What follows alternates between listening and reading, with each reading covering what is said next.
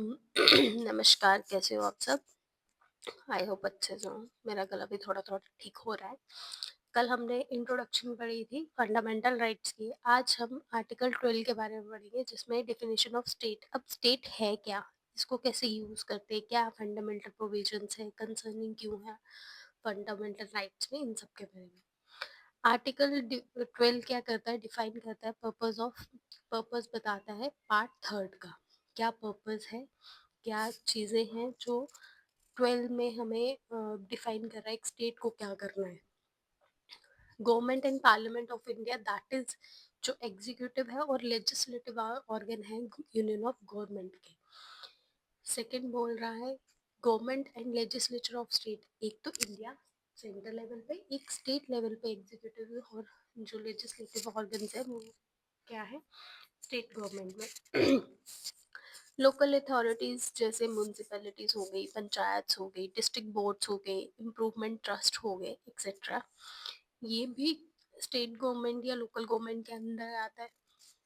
फिर all authorities that is statutory and non statutory authorities like LIC, ONGC, SAIL, etcetera.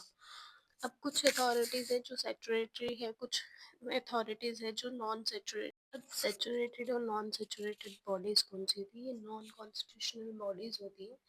जैसे जो saturated bodies होती है ना, वो क्या होती है, गवर्नमेंट ने बनाई है एक एक्ट पास करके। दूसरी जो बॉडी होती है नॉन सैचुरेटेड बॉडीज, वो कौन सी होती है? गवर्नमेंट ने तो बनाई है, पर उनके लिए कोई भी एक्ट वगैरह या कुछ भी पास नहीं हुआ। अब स्टेट को वाइडर सेंस में जो इंक्लूड करती है, एजेंसीज भी आ गई। इसके लिए क्या agencies can be challenged into courts. अगर एजेंसीज को भी चैलेंज किया जाता है कोर्ट में अगर वो हमारे फंडामेंटल राइट्स को वायलेट करते हैं। फिर supreme court even a private body, जो सुप्रीम कोर्ट है, अकॉर्डिंग टू सुप्रीम कोर्ट। अब सुप्रीम कोर्ट का क्या रोल है, सुप्रीम कोर्ट क्या कहता है, जो प्राइवेट बॉडी है या वर्किंग एजेंसीज है, as an instrument of the state falls within the meaning of state. जो मीनिंग ऑफ स्टेट में अंदर आर्टिकल आ रहे हैं 12 के, अगर वो हमारा फंडामेंटल राइट वॉलेट करते हैं तो उनके अगेंस्ट भी आप कोर्ट में जा सकते हो, बोल सकते हो कि हमारा ये वाला फंडामेंटल राइट वॉयलेट हो रहा है। जैसे राइट टू इक्वालिटी, डिस्क्रिमिनेशन, कुछ भी आपका वॉयलेट हो रहा है, तो आप वो जो भी आर्टिकल 12 के अंदर आ रहा है, आ रही है चीज़ें, non saturated, saturated body, state legislator, government, state government, union government, ये सारी म्यूनसिपैलिटीज, ट्रस्ट वगैरह, इन सब के अगेंस्ट आप अपनी आवाज़ उठा सकते हो अगर आपका फंडामेंटल राइट वॉयलेट हो रहा है। ठीक है। Next, laws inconsistent with fundamental right. अब आर्टिकल 13 क्या कर रहा है, डिक्लेयर करता है कि जो इनकंसिस्टेंट है, डेरोगेटरी है, fundamental rights shall be void. ये वॉइड है, गलत है। मतलब इसको doctrine of judicial review expressly किसमें किया गया, for the doctrine of judicial review the power has been conferred on the Supreme Court, Article 32, and the High Court's Article 236, that can declare a law unconstitutional invalid on the ground of contravention of fundamental rights. अब क्या होता है, अगर doctrine of judicial review, अब जो जजेस हैं उनसे भी कभी गलती से हो सकती है, कुछ हो गया, कोई चीज़ आपको सही करनी है, दोबारा जुडिशियल रिव्यू करना है, तो इन दो आर्टिकल्स का सुप्रीम कोर्ट कौन सा आर्टिकल यूज करेगी, आर्टिकल 32, और हाई कोर्ट कौन सा आर्टिकल यूज करेगी, आर्टिकल 226। और उस अनकॉन्स्टिट्यूशनल राइट को या इनवैलिड जो होगा on the basis of fundamental rights, उसको नल एंड वॉइड कर सकती है। The term law in Article 13 has been given wide connotation as so as to include the following. अब लॉ, टर्म लॉ को क्या डिफाइन किया गया आर्टिकल 13 के अंदर, उसके अंडर क्या क्या है, permanent laws enacted by the, या तो परमानेंट जो लॉज होते हैं वो कहाँ पे इनैक्ट होते हैं, या तो पार्लियामेंट में होंगे या तो स्टेट लेजिस्लेचर में। Temporary laws like ordinance issue by the president या state government. Statutory instruments in the state, delegated legislation या executive order, by law, rule, regulations, notifications, इन सब के बारे में। Non legislative sources of law, custom, usage of any force of law, इन सब के बारे में। Thus, not only a legislation but any above of the can be। अब ये जो जितनी भी ऊपर टर्म्स, चार हमने टर्म्स पढ़ी, ये भी अगर हमारा फंडामेंटल राइट वॉलेट करती हैं तो हम इनके अगेंस्ट जा सकते हैं सुप्रीम कोर्ट या हाई कोर्ट में और उसको चैलेंज कर सकते हैं। अब इसके अंदर आर्टिकल 13 क्या है, declares that a constitutional amendment is not a law. अब ये क्या कहता है कि आर्टिकल 13 क्या डिक्लेयर करता है, कॉन्स्टिट्यूशनल अमेंडमेंट एक लॉ नहीं है, hence can not be challenge, ये चैलेंज नहीं हो सकती। हाउएवर फिर उसके बाद सुप्रीम कोर्ट आया, कौन से केस में बताया, केशव नंदा भारती केस 1973 वाला। देखा कितना इम्पोर्टेंट है, वहाँ पे पढ़ा, फिर यहाँ पे प्रियम्बल में पढ़ा, ठीक है ना। इसमें क्या कहा गया, constitutional amendment can be challenged, हम इसको चैलेंज कर सकते हैं on the basis, on the ground that it violets, अगर वो हमारे फंडामेंटल राइट्स को वायलेट कर रहा है, हमारे बेसिक स्ट्रक्चर को चेंज हो रहा है उसके चक्कर में, तो हम उसको एक चैलेंज कर सकते हैं कहाँ पे, सुप्रीम कोर्ट या हाई कोर्ट पे, and can be declared as void. उसको जस्ट अ मिनट।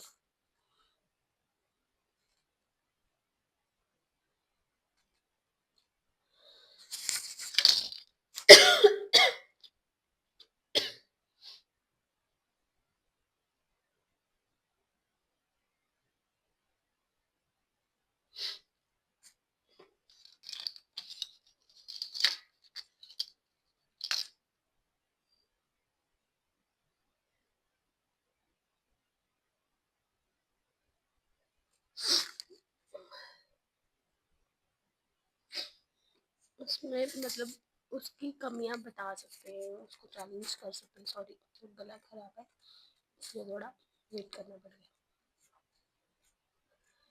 अब फंडामेंटल राइट्स का टेबल देख लेते हैं। राइट टू इक्वलिटी, ठीक है, इसके अंदर पहला जो है, क्या क्या आता है, equality before law and equal protection of law. ये कौन सा आर्टिकल बात करता है, आर्टिकल 14।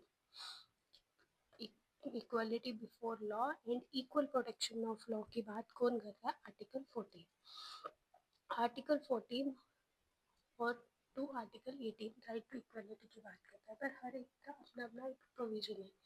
15 किसके बारे में बात करता है, प्रोहिबिशन, मना करना, डिस्क्रिमिनेशन, प्रोहिबिट है, बिल्कुल आप डिस्क्रिमिनेट नहीं कर सकते on the basis of ground, on the ground of religion, religion के, रेस पे, कास्ट पे, सेक्स पे या प्लेस ऑफ बर्थ पे। Equality of opportunity in matters of public employment.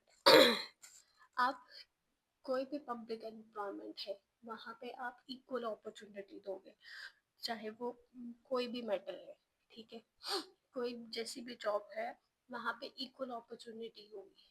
ये नहीं बोल सकते कि आप यहाँ पे लड़कियाँ काम नहीं कर सकती, यहाँ पे ये है, इक्वली आपको ट्रीट करना है। Abolition of untouchability and prohibition of his practice, आपको एबॉलिश करना है अनटचेबिलिटी को, ये नहीं है उसको बढ़ावा देते कि हाँ शेड्यूल, जैसे शेड्यूल कास्ट्स हैं, शेड्यूल ट्राइब्स हैं, उनके अगेंस्ट आपने छुआछूत का चीज़ें शुरू कर दी, उनको डिस्क्रिमिनेट करना शुरू कर दिया, उनको नीचा दिखाना शुरू कर दिया, ये बिल्कुल भी नहीं करना है। ओके, ये हमारा मतलब इक्वालिटी लानी है, तो ये किसमें आता है, आर्टिकल 17 में। एबॉलिशन ऑफ टाइटल्स एक्सेप्ट, अच्छा टाइटल्स मना है, आप किसी को भी कोई भी टाइटल नहीं दे सकते हो, सिर्फ मिलिट्री और एकेडमिक को छोड़ के, मिलिट्री और एकेडमिक को छोड़ के कर्नल, जनरल, ऐसे टाइटल्स दे सकते हो। बट ऐसे ही कोई, जैसे आप यूपीएससी का एग्ज़ाम दोगे, ईपीएफओ का एग्ज़ाम दोगे, आप अकाउंट ऐसे ऑफिसर्स हो, तो आप अकाउंट ऑफिसर डैश डैश नहीं कर सकते, मतलब जो भी एक्स वाई जेड आपका नाम होगा डैश डैश होगा, तब भी मैंने बोला। या कोई आईएएस ऑफिसर है या आईपीएस है, तो उसको ये नहीं बोल सकते आईएएस दैट दिस पर्सन, नहीं, वो सिंपल नाम ही लिखेगा, सिर्फ मिलिट्री और एकेडमिक को छोड़ के। फिर सेकंड है राइट टू फ्रीडम। ये आर्टिकल 19 से 22 की बात करता है। Protection of 6 rights regarding of freedom. 6 rights है फ्रीडम को लेके, ठीक है। Speech and expression, assembly, association, movement, residence और प्रोफेशन। हमारे पास 6 राइट्स है। हम बोल सकते हैं, हम लोगों को इकट्ठा कर सकते हैं, एसोसिएशन बना सकते हैं, मूवमेंट चला सकते हैं, रेजिडेंस कहीं रह सकते हैं, प्रोफेशन जो चाहे वो प्रोफेशन ऑप्ट कर सकते हैं। ये आता है आर्टिकल 19 में। आर्टिकल 20 क्या बात करता है? Protection in respect of convention और ऑफेंसेस। हम अपनी प्रोटेक्शन कर सकते हैं, कोई ऑफेंस हो रहा है उसके खिलाफ, हमारे खिलाफ कोई ऑफेंस हो रहा है तब। ये protection of life and personal liberty. Protection of life and personal liberty article 21 हमें प्रोवाइड करता है। Article 21 is the most important article. 21 के अंदर इतने आर्टिकल्स आते हैं, इतने, मतलब राइट टू स्लीप तक। अगर कोई आपकी नींद खराब कर रहा है ना, तो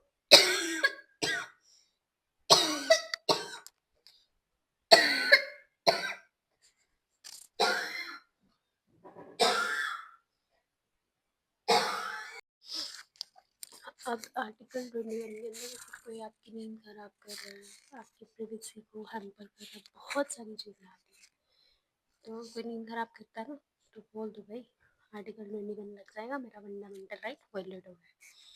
फिर इसके अंदर ही आता है 21A, जो राइट टू एलिमेंट्री एजुकेशन की बात करता है। इसको इन डेप्थ हम अंदर पूरा पढ़ेंगे, ये जस्ट टेबल है, ये याद होना चाहिए। Protection against arrest and detention in certain cases. आपकी प्रोटेक्शन या अरेस्ट को लेके या डिटेंशन इन सर्टेन केसेस, आपको डिटेन कर दिया, किसी लॉ के चलते आपको अरेस्ट कर लिया, तो आपको वहाँ पे भी आपको अरेस्ट क्यों हुए हो, किस वजह से हुए, क्या डिटेंशन, कुछ सर्टेन केसेस में आपको छूट मिलती है। वो कौन सा आर्टिकल में? आर्टिकल 22 में। फिर है राइट अगेंस्ट एक्सप्लॉयटेशन। कोई आपको एक्सप्लॉइट कर रहा है, आर्टिकल 23 और 24 इसकी बात करता है। Prohibition of traffic in human beings and forced labour. Prohibit करना ह्यूमन बींग्स को, forced labour, human trafficking. Prohibit करना ह्यूमन ट्रैफिक। गर्ल्स की ट्रैफिकिंग होती है, बच्चों की ट्रैफिकिंग होती है, ये मोस्ट ट्रैफिकिंग है। और उनको फोर्स्ड लेबर बनाना, ये आर्टिकल 23 में जस्ट मतलब प्रोहिबिटेड है, स्ट्रिक्टली प्रोहिबिटेड है, आप ये काम नहीं कर सकते। Prohibition of employment of children in factories. आप कहीं पे भी बच्चों को फैक्ट्रीज में या कहीं पे भी एम्प्लॉयमेंट में प्रोहिबिट करोगे, एम्प्लॉयमेंट नहीं दोगे। ये नहीं है 4-5 साल का बच्चा है वो फैक्ट्रीज में लगा हुआ, नहीं। Right to freedom of religion, article 25 से 28। Freedom of conscience and free propagation, practice and propagating propagation of religion. 25 किसकी बात कर रहा है? आपका जो मन है, जो रिलीजन आपको ऑप्ट करना है, जिस रिलीजन में जाना है, जिस रिलीजन की पूजा करनी है, आप कर सकते हो। आपको कोई मनाही नहीं है, आपको कोई रोक टोक नहीं है, आपको कोई भी स्टेट या सेंटर आपके ऊपर आगे केस नहीं कर सकती है। फिर आर्टिकल 26 क्या कहता है? Money freedom to manage religious affairs. आप मान लो हिंदू हो, बट अब जैसे रमज़ान का महीना चल रहा है, आपको रोज़े भी रखने हैं, तो यू कैन डू, आपको कोई मना नहीं करेगा। आप क्रिश्चियन हो, बट आपको गीता पढ़नी है, यू कैन, आपको कोई मना नहीं करेगा। Freedom for from payment of taxes from promotion of any religion. किसी भी टैक्स की प्रमोशन करना या रिलीजन को, तो वो किस में आता है? आर्टिकल 27 में। Freedom from attending religious instruction and worship in certain educational institution, article 28। आपको फ्रीडम है, आप कोई भी रिलीजियस प्लेस यहाँ हम रिलीजियस वर्शिप्स कर सकते हो, आपको कोई मना नहीं कर सकता। फिर है cultural and educational rights, article 29 से लेके 30 के बारे में बात करता है। Protection of language, spirit and culture of minorities के बारे में बात करता है। फिर right of minorities to establish administer educational institution, article 30 के बारे में बात करता है। माइनॉरिटी अपने एजुकेशनल इंस्टीट्यूशंस को इस्टेब्लिश कर सकते हैं, एडमिनिस्टर कर सकते हैं। फिर कॉन्स्टिट्यूशनल रेमेडीज, ये क्या है, कुछ रेमेडीज हैं। अगर कोई जुडिशियल रिव्यू कोई चीज़ गलत हो जाती है तो इन रेमेडीज को यूज करके, रिट्स को लगा के, right to move the Supreme Court, enforcement of, जैसे हिबिस कॉर्पस है, मेंडमिस है, प्रोहिबिशन है, कोवेरेंटो है, सर्जरी है, ये आर्टिकल 32 में कॉन्स्टिट्यूशनल रेमेडीज है जो हमने चीज़ें गलत की उनको सही कर सकते हैं। अब फंडामेंटल राइट्स ऑफ फॉरेनर्स, जो फॉरेनर्स के लिए है, सिर्फ फॉरेनर्स के लिए है। फॉरेनर्स के लिए क्या क्या है? Fundamental rights only to citizen, not to foreigners. पहले देखते हैं जो फंडामेंटल राइट्स किस किस को अवेलेबल है और फॉरेनर्स को अवेलेबल नहीं है। आर्टिकल 15 ये सिटीजन्स के लिए है, फॉरेनर्स के लिए नहीं है। Prohibition of discrimination on the basis of grounds of religion, race, caste, sex or place of birth. In Article 16 equality, equal opportunity public employment में ये भी फॉरनर्स के लिए नहीं है। Protection of six rights of regarding freedom, कुछ भी बोल सकते हैं, speech, expression, assembly, association, movement, resident, profession, ये कौन कर सकता है, सिर्फ सिटीजन कर सकते हैं। Protection of life and personal liberty, article 21 ये सिटीजन्स के लिए है। Right of minorities to establish and administer educational institution, कोई भी इंस्टीट्यूशन है, ये भी कौन कर सकता है, सिटीजन्स कर सकते हैं, फॉरनर्स नहीं कर सकते हैं। सीधे याद रख लो 15, 16, 19, 21 और 30, ये किसके लिए है, सिटीजन्स के लिए, फॉरनर्स के लिए नहीं है। अब ये जो बोथ दोनों के लिए है, सिर्फ एनिमी फॉरनर्स के लिए नहीं, एलियंस के लिए, एलियंस मतलब फॉरनर्स ही है, जैसे Pakistan. Equality before law and equal protection of law किसको मिलेगा, फॉरेनर्स को भी मिलेगा और सिटीजन्स को भी मिलेगा। बट जो हमारे एंटी है, जैसे चाइना है, पाकिस्तान है, उनको नहीं है। Protection in respect of convention for offences, article 20, ये किसको, फॉरेनर्स को भी है। बट जो एंटी इंडियंस हैं, पॉलिसीज चलते हैं या एंटी इंडियंस हैं, उनके लिए नहीं है, जो हमारे एनिमी हैं। Protection of life and personal liberty, ये किसके लिए, फॉरेनर के लिए है और सिटीजन्स के लिए है। आपकी एंटी इंडियन पॉलिसीज जो चलाती है कंट्रीज, उनके खिलाफ, उनके लिए नहीं है, जैसे Pakistan and China. Right to elementary education, ये आप फॉरेनर्स को भी दे सकते हो और सिटीजन्स को भी दे सकते हो, बट जो आपके एनिमी नेबर्स है उनको नहीं दे सकते हो। Protection against arrest and detention in certain cases, ये आर्टिकल 22 फॉरेनर्स को भी प्रोवाइड है, सिटीजन्स को भी। एक्सेप्शन किसके लिए है, जो वहाँ पे जो हमारे एनिमी नेबर है, जैसे पाकिस्तान है, चाइना है। Prohibition of traffic in human beings and forced labour, ये भी फॉरेनर्स के लिए भी है। ये प्रोहिबिट करता है एम्प्लॉयमेंट या children in factories, article 24। Freedom of concerns and free profession practice propagation of religion, article 25। Freedom to manage religious wear, article 26। Freedom of payment from payment of taxes, promotion of any religion, article 27. Freedom from attending we religious instructions or worship in certain educational institution, article 28, ये भी किसके लिए है, citizens और foreigners के लिए। अब हमारा